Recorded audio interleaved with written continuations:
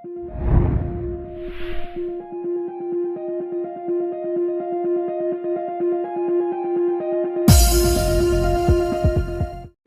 सुनिए सुनिए बात सुनिए मेरा।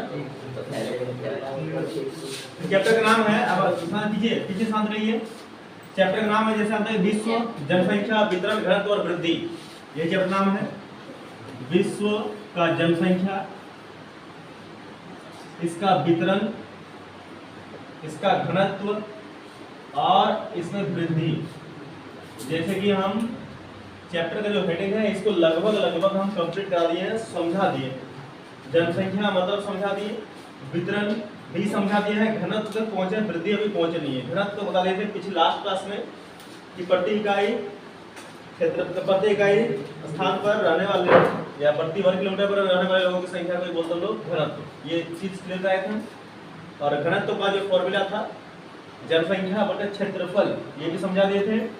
वितरण भी समझा दिए थे कि हमारे देश में, मतलब देश बोल रहे हैं कि विश्व में कुल 7 महाद्वीप हैं और 7 महाद्वीप में लोग रहते हैं, और लेकिन 7 महाद्वीप में असमान मतलब एक जैसा लोग नहीं रहते। इसका कारण मैंने नहीं बताया तो बताएंगे अभी है, लेकिन किस महादेश में कितने लोग रहते हैं ये चीज हम क्लियर करा दी। जैसे सबसे पहले बात करें तो हम लोग अपना महादेश की बात करें तो एशिया, एशिया के बाद अफ्रीका, अफ्रीका के ऊपर चलेंगे तो यूरोप, चौथा नंबर में आएगा दक्षिण अमेरिका जिसको लैटिन बोलते हैं, यानी जब लैटिन मैक्सिको भाग को मिलाएंगे तो लैटिन कहते हैं। पांचवा में चल जाएगा नॉर्थ अमेरिका, और 6 में उसके जस्ट ऑपोजिट में हो जाएगा ऑस्ट्रेलिया।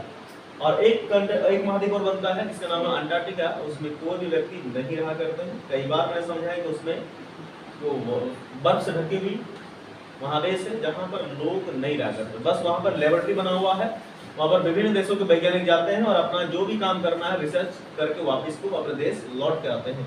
ये 7 महाद्वीप पर मैंने आपको समझा दिया था, और साथ में कहाँ पर जनसंख्या ज्यादा होता है कहाँ पर कम। मैंने ये भी बताया था कि जिस जगह का जनसंख्या जितनी ज्यादा होगी उस जगह का घनत्व भी उतना ज्यादा होगा, और घनत्व को इंग्लिश में डेंसिटी बोलते हैं, मैं ये भी समझा दिया था।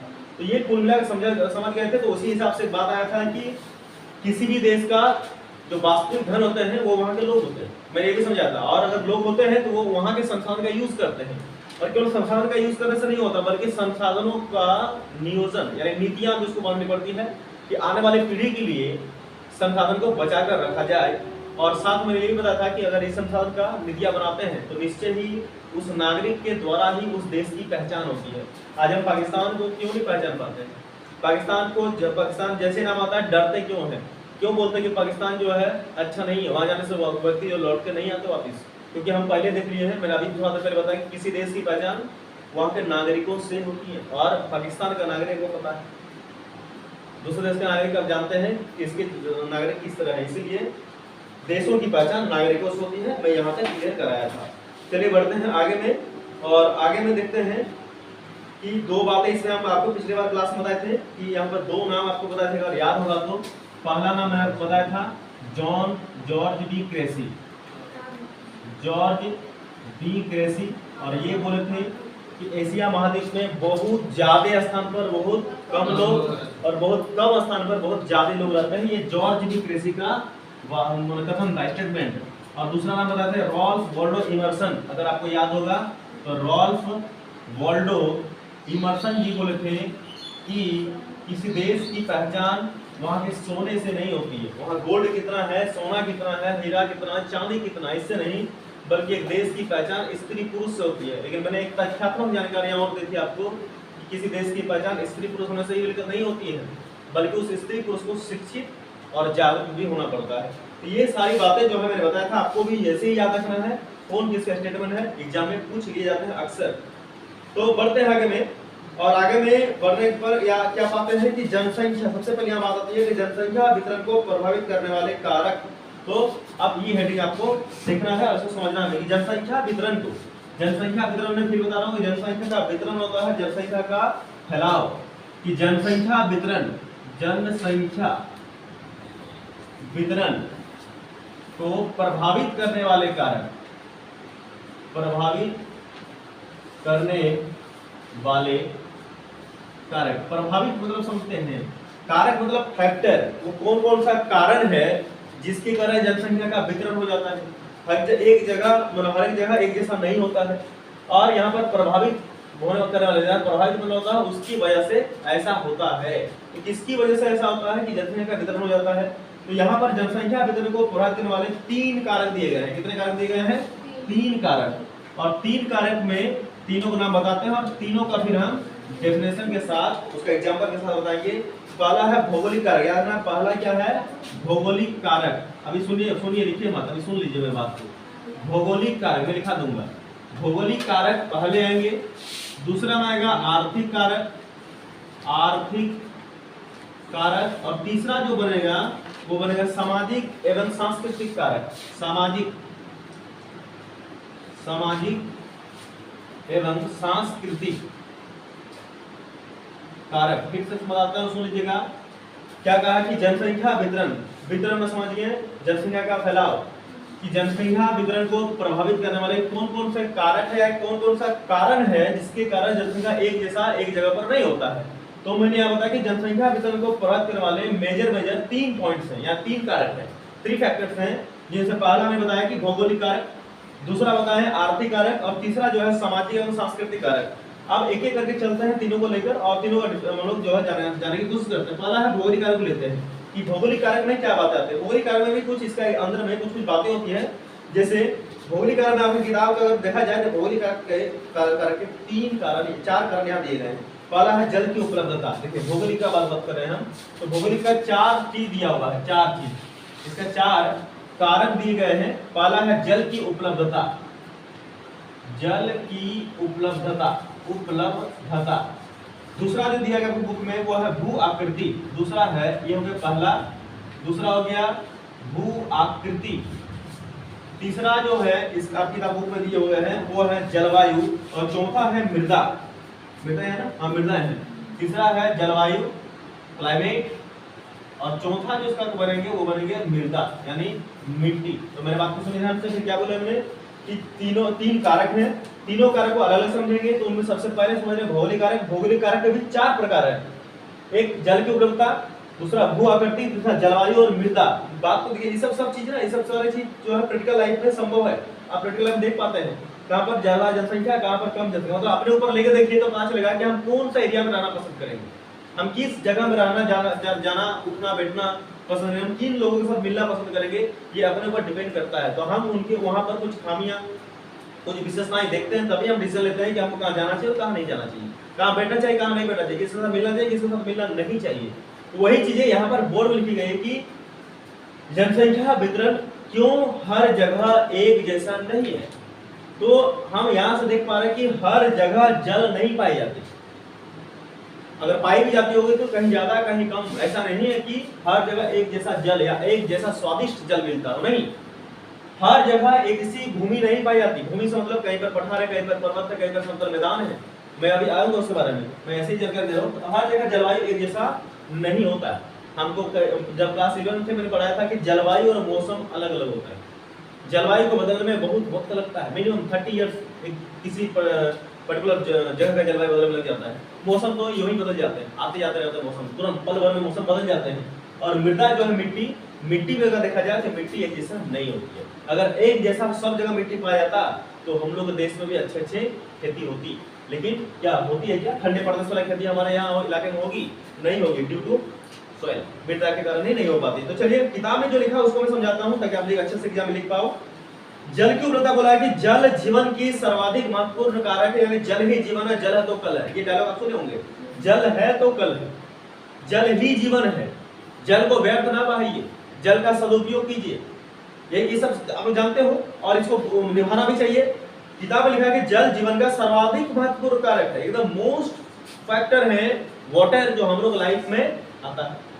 अतः लोग उन क्षेत्रों में बसने को प्रायोरिटी देते हैं जहां पर जल आसानी से उपलब्ध होता है। आप भी अगर देखे होंगे, अगर नहीं देखो तो आगे आप करोगे, जो खुद का जब घर बनाओगे या फिर जब घर आपका घर बन रहा है, या मान लीजिए कि आपके पिताजी नए घर बना रहे हैं, तो घर बनाने से पहले वहां पर जल पानी की उपलब्धता को देख लेते हैं कि यहाँ पर पानी कहाँ से मेरा निकलेगा, या पानी सबसे पहले घर बनाने से पहले पानी का व्यवस्था कर लेते हैं, क्योंकि पानी हर जगह नहीं पाया जाता, जल को बचाना चाहिए। तो सब कोई देखिए, आज पहले क्या होता था, पहले जमाने में सरकारी चापाकलें होती थी, सरकारी चापाकल आज भी है, ऐसा नहीं कि नहीं है, लेकिन आजकल सरकारी चापाकल पर जो है डिपेंडेंसी कम गया है।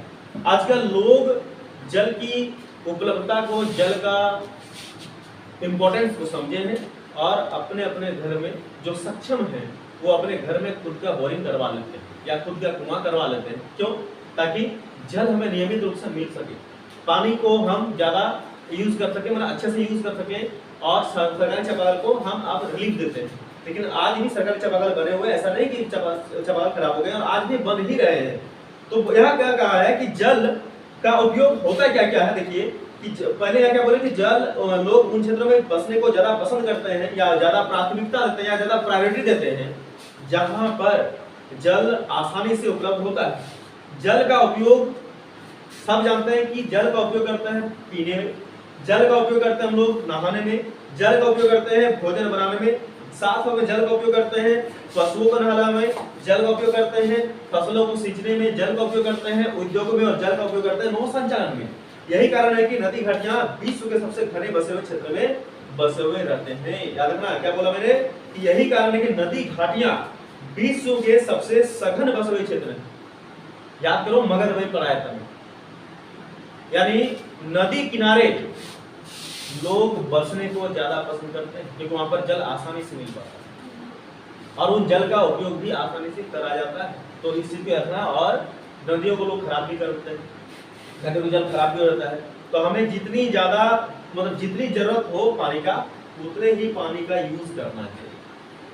नहीं व्यर्थ पानी का यूज करने से वो पानी भी आपसे कभी कभी बदला ले ही लेंगे, यानी तड़प तड़प के प्राण त्याग देंगे। इसलिए पानी का यूज हमें सोच समझ कर करने चाहिए। पानी बहुत ज्यादा इंपॉर्टेंट है, अगर नहीं होती तो ऐसी यूं ही वाक्य नहीं निकलती कि जल है तो कल है, जल ही जीवन है।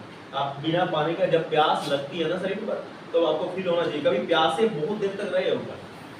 जब प्यासे बहुत देर तक रहोगे, अच्छा एक बात बताइए, भूख मतलब भोजन स्वादिष्ट की भूख स्वादिष्ट? भोजन स्वादिष्ट होता है न कि भूख स्वादिष्ट होता है? भूख स्वादिष्ट होता है, भोजन स्वादिष्ट नहीं होती है। अगर ऐसा होता है तो हमारा जब पेट भरा होता, पूरा फुल हो जाता नहीं कि हमारा पेट, तो फिर अच्छे खाने मिलते हैं ना, मोहन भोग भी मिल जाएगा ना, या अपने फेवरेट जो भी डिशेस मिल जाएंगे, फिर भी हम नहीं खाएंगे, मतलब अलाउ नहीं करेंगे पेट ना, आप नहीं बस। लेकिन भूखे रहने से ना, जो डायलॉग मारते हैं कि बासी भात नहीं खाते, जो डायलॉग मारते हैं बात कौन खाता है, सब चीजें मार भात नहीं खाएंगे, जो डायलॉगबाजी करते हैं ना उनको भी वो चीज वहां पर अच्छा लगता है। सही है तो गलत है? बिल्कुल सही बात है। इसलिए भोजन स्वादिष्ट नहीं होता, भूख स्वादिष्ट होती है। जो बोलते हैं ना चापाकल का पानी गंदा आता है, कुआं पानी में नहीं, मोटा है कुआं का पानी, वो नहीं अच्छा मजा नहीं आता है। जब वो प्यासे होंगे ना तो वही पानी उनको स्वादिष्ट लगेगा, स्वादिष्ट वही लगेगा। दिखाने के लिए क्या करता है, हम सब कोका कोला, स्प्राइट, माजा यही सब पीते हैं, एकदम निकालते हैं, ऐसे ठकराते हैं और ऐसे पीते हैं चिल। वो सब आप देखो कि प्यास लगने से बिना पानी क्या ठंडा प्यास बुझाती है, वो केवल लोगों के समय फेंक दिए, अपने आप को थोड़ा सा दिखा दिए, देखो हमने ठंडा पिया, ऐसे पकड़ के ऐसे करके, उसमें प्यास नहीं बुझती है। अगर है तो देखो आज जाकर पी के जब प्यास लगेगी ना, तो उस ठंडा पी के देख, ठंडा माने कोका कोला, लेकिन दोनों काम नहीं करता, कोई कोका कोला काम नहीं करता, पानी ही प्यास बुझाती है। पानी तो उसमें भी तो पानी है, पानी नहीं है क्या? पानी उसमें भी है। तो पानी जैसा काम कोई नहीं करता। पानी रे पानी तेरा रंग कैसा, जिसमें मिला दो तो उसी रंग के जैसा, यही कहा है ना। तो पानी ही सब काम कराता है। किसमें पानी नहीं है? हम लोग बॉडी में पानी नहीं है। आप जो दूध पी दो पानी नहीं है, ठंडा पियो उसमें पानी नहीं है क्या? अब खाना बना तो पानी यूज नहीं करते हो क्या? हर एक चीज में पानी है, लेकिन फिर भी पानी को हम इंपॉर्टेंस नहीं देते। वो पानी का इंपॉर्टेंस वही दिन समझ में आएगा जिस दिन हमें पानी बूंद बूंद के लिए तरस जाएंगे। और ये गर्मी के दिन में देखी जाती है, जो लोग पानी का व्यर्थ यूज करते हैं, बेकार का यूज करते हैं, उनको पानी की तकलीफ एक न एक दिन जरूर देती है। मैं बहुत समय से, बहुत टाइम से बहुत लोगों को देखता हूँ, पानी जहाँ पर एक बाल्टी में काम होना चाहिए वहां पर 3-3, 4-4 बाल्टियां डाल लेते हैं। अगर नल मिल गया तो 10 बाल्टी तक पहुंच जाएंगे, और अगर चापाकल चलाना पड़ा तो थोड़ा सा कम आ जाए, क्यों? चलाना पड़ना है। और कुआं से अगर खींचना पड़ जाए तो थोड़ा और लेट में नीचे से निकालना पड़ता है ना। और नल मिल जाए यदि बना बनाया चीज मिल जाए तो अब तो एकदम चालू हो गया नल एकदम, अगर सरकार अलाउ कर दे स्टेशन में सब नहा सकता है, कोई दिक्कत नहीं है, जो जो नहाना चाहे नहा लीजिए, सब कोई बाल्टी बाल्टी भर लाएंगे और उसे मिल रहा है फ्रिज का पानी, एकदम मस्त ठंडा पानी में नहाएंगे अभी का मौसम का। और अगर गर्म पानी निकलेगा फिर सरकार अलाउ कर दे कि गर्म पानी में जिसको नहाना सर एरिया में नहा सकते हैं, रात दिन देखना भीड़ लग जाएगी। गांव का चापाकल देखे हो ना कैसे होता है, वैसा भीड़ अभी तो उतना नहीं भीड़ होता है, बहुत कम होता है। पहले सरकारी चापाकल जो है ना बहुत मार झेला है बाबू। कैसे मार झेला है, जब नवा नवा साइकिल सरकारी कल लगता था, याद करो उन दिनों में जिन दिनों में बहुत बिरले दूध मिलता था, घर का मोटा मोटा गेंदरा एकदम बच्चा एकदम उसमें भर दिया है पूरा ये करके, उस सब तालाब में अब न धुलेगा, अब वही झूलेगा, क्यों सरकारी चापाकल बन गया है। घर का गुस्सा पूरा तो ऊपर नीचे एकदम कलेजा हिल जाता है पूरा, सरकारी चापाकल में उतरेगा। और कभी कोई ऐसा होता है नट ढीला रहे ना तो चापाकल भर गया समझे, मतलब ऐसे पानी नहीं मिलते हैं दुनिया में। सरकारी प्रॉपर्टी हो या निजी प्रॉपर्टी हो, सबको संतुलित मात्रा में रखिए। अच्छा रिव्यू आप ही के लिए दिया है सरकारी, उसमें सरकार जब पानी भरना नहीं आते हैं, ठीक है ना, तो सभी चीजों का यूज कीजिए, खास करके पानी को व्यर्थ न गवाइए। पानी से आपका ही नहीं बल्कि पूरे जगत का जो है कल्याण हो रहा है, और पानी का यूज सबको ही जानते हैं। देखिए तो क्या क्या बताया क्या क्या बताया कि पानी जो है किस किस काम आते हैं। पानी सबसे पहला जो देते हैं वो पानी का यूज जो आता है वो आता है पीने में। पहला क्या हो गया, पीने में, पानी पीने में, ठीक है, और पानी सभी चीजों में मात्रा में मिली हुई होती है। दूसरा है नहाने में, यही तो दिक्कत है, नहाने में तो बहुत पानी गवा देते हैं। नहाने बोले तो नहाने में जहाँ 20 लीटर का पानी में मतलब 1 बाल्टी पानी चल जाएगा, वहाँ पर 3-4 बाल्टी ढाल लेते हैं, लेकिन हिसाब से कुआं है, चापाकल है या फिर नल है तो फिर हिसाब से देख के हम लोग डालते हैं, ठीक है ना। और किसने बोला है भोजन बनाने में, भोजन बनाने में भी पानी का यूज होता है। पानी का यूज देखो लिखा दिया है। चौथा जो है किताब जो दिया है, ये दिया है केवल ये दिया है इंसानों में। देखिए इंसान इतने काम में अपना भोजन पानी का यूज करता है, एक पीने में, एक नहाने में, एक भोजन करने में, ठीक है। अब इनके अलावे पशुओं में भी, पशुओं साथ में उद्योगों में और साथ में फसलों को सींचने में, तो ये सारे चीजों में पानी का यूज किया जाता है। अब समझ आ रहा बात को, तो इसीलिए पानी को सही से यूज कीजिए। तालाबों में, तालाब का पानी हो या नदी का पानी हो, जहाँ का पानी हो, कृपया उद्योग फैक्ट्री धंधे वाले उसको धंधे न करें। फसल वाले जो हैं कृपया फसलों में रासायनिक छिड़काव ना करें, ज्यादा मात्रा में ना करें, और नहीं तो फिर वही पानी बह के नदी में चल जाती है और नदी का पानी फिर प्रदूषित होता है। आपका तो बच गया, लेकिन नदियों में जो जीव जंतु वो मर गए, ठीक है ना, इसलिए बचा कर रखिए। पशुओं को जो है नहलाइए, लेकिन एहराम में जाके न कुदा दीजिए। काहे वो एहराम में बहुत लोग नहाता है, हम भी तुम भी सबको नहाते हैं। उस पशु को वहां जो कुदा दोगे तो क्या होगा, हालत बहुत चौपट हो जाएगा, क्योंकि इसमें कितने कीटाणु जीवाणु सब उस पानी में मिल गए। खास करके बोलते हैं ना कि तालाबों में नहाना ही नहीं चाहिए। आप लोग कैसे नहाना चाहिए, पहले के जमाने में नहाते थे उस समय ठीक था, अभी के जमाने में ज्यादा बीमारियां आ गई है। अभी तालाब में नहाना सेफ नहीं है, क्यों कि जिस तालाब में आप नहा रहे हैं उसी तालाब में ये पशु भी नहा लाया, उसी तालाब में जो है कोई हॉस्पिटल से 20 दिन बाद आया वो भी उसी में नहा लिया, जो 20 दिन से नहाया नहीं है वो भी उसमें नहाया, उसका शरीर से भी पूरा निकल गया, जानवर के शरीर से भी निकल गए। और साथ साथ में उसी पानी में जो है सुबह जो लोटा पानी का दर्शन भी हो जाता है, लोटा पानी हो जाते हैं, लोटा पानी बनाने सुबह उसमें पार्टी बनाए जाते हैं, वही तालाब में चले जाते हैं। साथ में वही तालाब में जो है मूर्ति विसर्जन होता है, वही तालाब में जो है हर एक प्रकार का मतलब जब कभी मित्र जब वही तालाब में नहाते हैं, छोटे बच्चे तालाब में नहाते हैं, छोटे बच्चे जब नहाते तालाब में तो नहाते हैं, मगन हो जाते हैं, पानी में कूदते थे। पानी में कूदना बड़ा सुंदर लगता है, इसे डांट भी लगता है, तो पानी में कूदते कूदते वो भूल जाते हैं, और फिर उठने में जब उसको बहुत जोर का प्रेशर होता है तो फिर उठने नहीं जाते हैं, राइट, हो जाता है, इसी में होता है। बस थोड़ा सा दूर गए हो गया तो निकल गए। ये सब भी तालाब में हम अक्सर देखा जाता है। देखो ये हो गया तालाबों की बातें, कृपया तालाब में ना रहे। देखिए कितना मगन सुनने में मोबाइल गिर जाता है, समझे, तो ऐसे ऐसे भी होता है। देख लिया आपको, चलते हैं तो इसका पहले कारण लीजिए फिर आगे बढ़ते हैं, ठीक है। पहले यहाँ से लिख लीजिए आप, लिखिए देखिए भू आकृति था दूसरा, मैंने क्या बताया कि जल के भौगोलिक कारक के 4 हैं। जल को मतलब मैंने बता दिया, लिखा दिया। भू आकृति, भू आकृति मतलब समझ रहे, भू मतलब होता है जमीन, आकृति मतलब होता है आकार, यानी मोटा मोटा तौर पर अगर समझाया जाए तो जमीन का आकार। देखिए यहाँ पर देखिए, यहाँ बात हो रही है रहने का, यानी जनसंख्या की बात हो रही है। तो लोग भूमि का आकृति की बात करें तो भूमि भी एक जैसे आकृति में नहीं पाया जाता। किसी मतलब भूमि तो वही है, लेकिन कहीं कहीं भूमि पर आपको क्या मिलेंगे, समतल मैदान।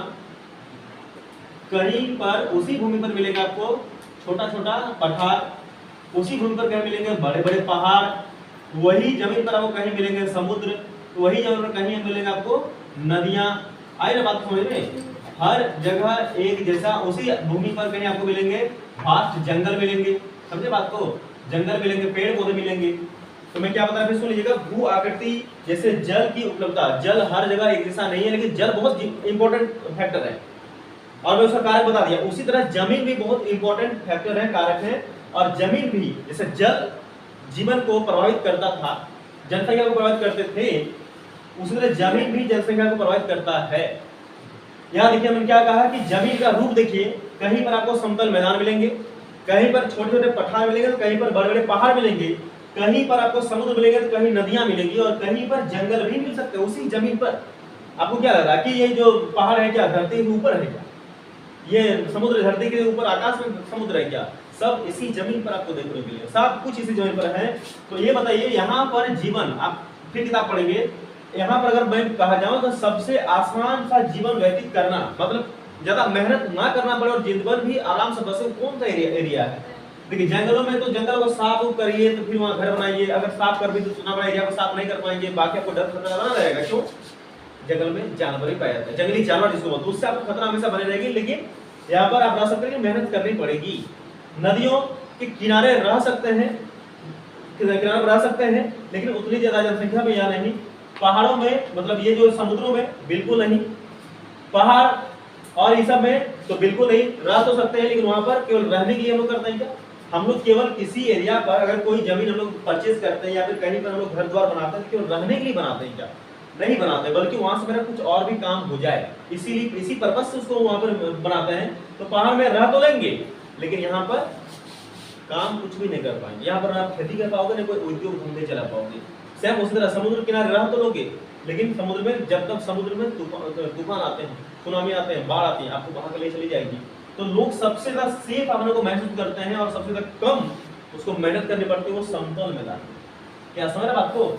समतल मैदान, यहाँ पर सड़कें बनाना आसान है, यहाँ पर आपका मकान बनाना आसान है, इसमें खेती करना आसान है, और साथ में यहाँ पर आप जब आपके घर संबंधी जो भी चीजें करना चाहो यहाँ पर आराम से कर सकते हो, इसमें कोई दिक्कत नहीं। पहाड़ पर बोरिंग नहीं होंगे, तो मैदानों समतल मैदान में बोरिंग आराम से होंगे, जल आसानी से आप कुआं बनाकर या फिर बोरिंग के माध्यम से निकाल सकते हो। आप देखते हैं बुक में क्या लिखा है, क्या लिखा, वही चीज लिखा हुआ, क्या लिखा कि लोग समतल मैदानों में और मंद ढालों पर बसने को वरीयता देते हैं। वरीयता मतलब प्रायोरिटी, प्राथमिकता। फिर सुन लो, लोग कहां पर रहना सबसे ज्यादा पसंद करते हैं? तो समतल मैदान में। देखिए प्लेन, समतल मैदान में प्लेन जो रहता है फील्ड वहां पर, और मंद ढालों में। मंद ढालों से मतलब होता है कम ढाल वाले जगहों पर रहना ज्यादा पसंद करते हैं। दो बातें रखना, एग्जाम में क्वेश्चन रहेंगे टेस्ट में कि लोग सबसे ज्यादा रहना कहां पसंद करते हैं, ये तो याद रहेगा, ये याद नहीं रहेगा, इसलिए इसको भी याद रखना है कि समतल मैदान में और मंद ढालों में लोग रहने को ज्यादा वरीयता यानी प्राथमिकता यानी प्रायोरिटी देते हैं। इसका कारण क्या है? तो इसका कारण सुन लीजिएगा, इसका पहला कारण जो किताब में दिया गया है कि फसलों का उत्पादन यहाँ पर आसानी से हो सकता है। किसका उत्पादन? फसलों का उत्पादन। यहाँ पर फसलों का उत्पादन होता है, पहला कारण, इसीलिए यहाँ पर लोग रहने को वरीयता देते हैं। दूसरा क्या बात बताई है?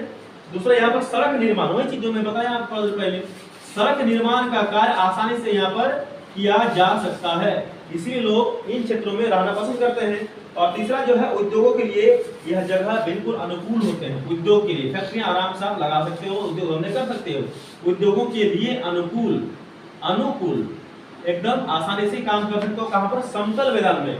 इसीलिए लोग समतल मैदान और मंद ढालों पर रहना पसंद करते हैं, इन तीन कारणों से। और क्या बोले हैं? जबकि मैं अगर इसके अलावा दूसरे पर्वत पठार की बात कर लूं तो कह रहे हैं कि पर्वतीय या पहाड़ी क्षेत्रों में परिवहन तंत्र के विकास में अवरोधक हैं, यहाँ पर सड़कें नहीं बनाई जाती आसानी से। देखिए क्या बोला कि मैं अगर पर्वतीय, ये समतल मैदान, अगर मैं पर्वतीय इलाके बात करूं, पर्वतीय या पहाड़ी इलाकों को, तो यहाँ पर क्यों लोग नहीं पसंद करते रहना? क्योंकि यहाँ पर परिवहन, जो परिवहन होता है ना, आना जाना, गाड़ी घोड़ा, मैदान, सड़क, यहाँ पर परिवहन तंत्र के विकास में अवरोधक है, यानी ऑब्स्टेकल है। परिवहन तंत्र का विकास यहाँ पर अच्छा आसानी से नहीं हो पाएंगे, ये इसीलिए यहाँ पर लोग रहना पसंद नहीं करते हैं। साथ में यहाँ पर कृषि भी नहीं होंगे, न ही कोई औद्योगिक विकास यहाँ पर होगा। यहाँ पर कितनी बात है, यहाँ पर कृषि भी नहीं हो सकती। पहाड़ों पर कृषि कौन करेंगे, पहाड़ों में कैसे कृषि होगी, नहीं हो पाएगी। और यहाँ पर कोई भी फैक्ट्रियां, उद्योग धंधे आप डाल नहीं सकते हो। यही कारण है कि पर्वतों में लोग पसंद नहीं करते रहना, लेकिन समतल मैदान और मध्य ढाल में लोग ज्यादा रहना पसंद करते हैं। अतः इन क्षेत्रों में कम जनसंख्या पाई जाती है। कहाँ पर, यहाँ पर कि यहाँ पर कम जनसंख्या कहाँ पाई जाती है, आपको समझ आना चाहिए। पर्वतीय क्षेत्रों में जनसंख्या कम पाई जाती है, ठीक है ना।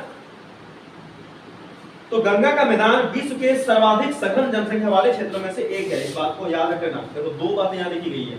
अगर मैं यहाँ से निकाला बात को, तो फिर यहाँ आते हैं यहाँ पर, पहले बात सुन लो फिर से कि भौगोलिक कारक मैंने बताया, भौगोलिक कारक के दो प्रकार मैंने बता दिया, मैंने ऐसे चार है मेजर पॉइंट्स, इन दो बताई, जल के उपलब्धता मैंने समझा दिया। और अभी हम जो चल रहे हैं वो चल रहे हैं भू आकृति पर। तो मैं क्या बताया कि भू आकृति में क्या बताया, इसको रटना नहीं है, मेरे बात सुनिए, रटोगे भूल जाओगे, समझना और समझ के अपना पॉइंट से इसको लिखना है। जितना अपना समझ के लिखोगे उतना ज्यादा लंबे आप काम सकते हो। जहां रटे वहां बीच में अगर कई पॉइंट मिस्टेक हुआ तो पूरा का पूरा दिक्कत हो जाएगी, चौपट हो जाएगी। इसलिए रटो मत, मैं जैसा समझा रहा हूं उसे समझ लीजिए, आप अपने असर से लिख सकते हैं। और एग्जामिनर उसी लिखावट को ज्यादा इंपॉर्टेंस देते हैं जो अपने से लिखा हुआ, और एग्जामिनर समझ जाते हैं कौन सा बुक से, कौन सा रटा हुआ है, कौन सा अपने से। इसलिए दिक्कत नहीं करना अपने आप में। सुन लीजिए कि भू आकृति मतलब सिंपल सा, भू है जमीन, आकृति मतलब होता आकार, जमीन का आकार। जमीन का आकार हमें बहुत प्रकार देखने को मिलते हैं, जैसे कहीं समतल मैदान, तो कहीं पर पठार, कहीं पर बड़े-बड़े पहाड़, कहीं पर समुद्र, कहीं पर नदियां, कहीं पर जंगल। इतना रूप जमीन के हमें देखने को मिलते हैं। लेकिन उनमें से बोलते हैं कि लोग जहां पर रहना सबसे ज्यादा अच्छा लगता है, जहां पर लोग रहना पसंद करते हैं, जहां पर रहना प्राथमिकता वरीयता या प्रायोरिटी देते हैं, वो जगह है समतल मैदान और मंद ढाल। मंद ढाल मतलब होता है कम ढाल। पहाड़ों में अधिक ढाल होते हैं, ऐसे स्लोप होते हैं। मंद ढाल मतलब कम ढाल। कम ढाल में काम चला लेंगे, यानी कम ढाल समतल मैदान का ही थोड़ा सा मॉडिफाई रूप, और कुछ नहीं है।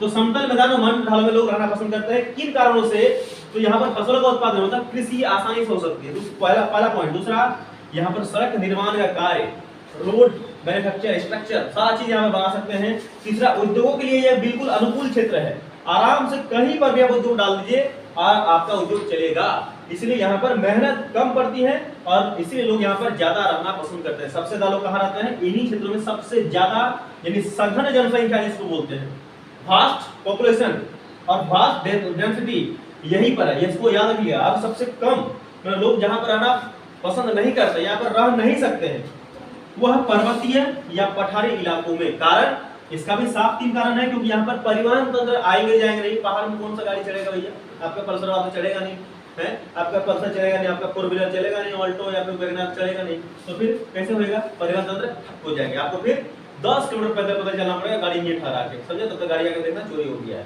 ठीक है। परिवहन तंत्र नहीं जाएंगे। यहाँ पर खेती नहीं हो सकता है। पहाड़ों में कैसा हल चलाओगे बताओ, पहाड़ों में चला सकते हो क्या, पत्थर काट सकते हो क्या, 10 मांझी सब बड़े होते हैं कि लाइन से काट लेंगे, नहीं कर सकते हो, बिल्कुल नहीं करना भी आएगा नहीं ना, तो नहीं करें। क्यों, बहुत आलस्य अपने अंदर है, कौन करने जाएगा, हटा। तीसरा, यहाँ पर जो उद्योग धंधे बिल्कुल लगा नहीं सकते हैं। उद्योग धंधे कैसे लगेगी, यहाँ पर मजदूरी नहीं आएगी, यहाँ पर पानी की उपलब्धता ही नहीं, यहाँ पर जो है समतल मैदान ही नहीं, तो फिर यहाँ पर कैसे होंगे। यहाँ पर कोई करंट का सुविधा नहीं, बिजली सुविधा नहीं, क्योंकि उद्योग केवल मजदूरों से नहीं चलती है। उद्योग के लिए बड़े बड़े मशीनें चाहिए, वहाँ पर उद्योग के लिए बिजली चाहिए, उद्योग के लिए पानी चाहिए, उद्योग के लिए मार्केट चाहिए, उद्योग के लिए सस्ता श्रमिक चाहिए। इतना सारी चीज आपको नहीं मिलेंगे। इसलिए यहाँ पर परिवहन तंत्र पर्वत पठारी इलाकों में लोग नहीं रहना पसंद करते हैं। अब जो सबसे मेन सवाल हो गया, तो ये बताइए कि कहां पर रहना पसंद करते हैं, कहां पर रहना पसंद नहीं करते हैं। ये दोनों का एग्जांपल से बताइए। तो इन दोनों के एग्जांपल में सिंपल जान गया कि समतल मैदान मंद ढाल में लोग रहना पसंद करते हैं, पर्वतीय इलाकों में लोग रहना पसंद नहीं करते हैं। लेकिन एग्जांपल सटीक तो बताओ, समतल मैदान किसको कहेंगे, पर्वत किसको कहेंगे। तो मेरे बात आप सुन लीजिएगा। दो बातें यहाँ पर, समतल मैदान मतलब बोलते हैं कि सदियों से पुराने लंबे जमानों से गंगा के मैदान, मैंने अभी थोड़ा देर पहले बताया कि नदी घाटियों में सबसे ज्यादा लोग रहना पसंद करते हैं। तो उस गंगा मैदान में क्या, गंगा तो नदी है, तो गंगा के मैदान में सघन जनसंख्या रहा करती है। याद रखना, सघन जनसंख्या। और हिमालय के पर्वतीय इलाकों में, हिमालय क्षेत्रों में, जो हिमालय के तराई क्षेत्र है, नीचे वाला पोर्शन है, हिमालय के क्षेत्रों में लोग यहाँ पर रहना पसंद नहीं करते हैं। यहाँ पर विरल जनसंख्या पाए जाते हैं, विरल जनसंख्या। याद रखना, समतल मैदान यानी गंगा का मैदान यानी सघन, 100 से समतल 100 से सघन, और पर्वतीय इलाकों में यानी पर्वत में कौन, हिमालय, हिमालय के क्षेत्रों में लोग रहना पसंद नहीं करते, यानी उसको क्या बोलते हैं, विरल बोलते हैं, विरल, विरल मतलब कम। ओके बात को आप इसको लिख लिया कीजिए जो मैं बता रहा हूँ, लिखिए। वीडियो अगर पसंद आ जाए तो वीडियो को लाइक करें और पीसी क्लास चैनल को सब्सक्राइब कर लें, बेल आइकन ऑल पे सेलेक्ट कर लें, और ये बिल्कुल फ्री है। और एक प्यारा सा कमेंट कर दें आप अपना, या आप अपना कोई क्वेश्चन भी पूछ सकते हैं, या फिर किसी में समझने की कोई दिक्कत है तो वो क्वेश्चन भैया से कर सकते हैं। भैया आपको अगले वीडियो में बताएंगे। धन्यवाद।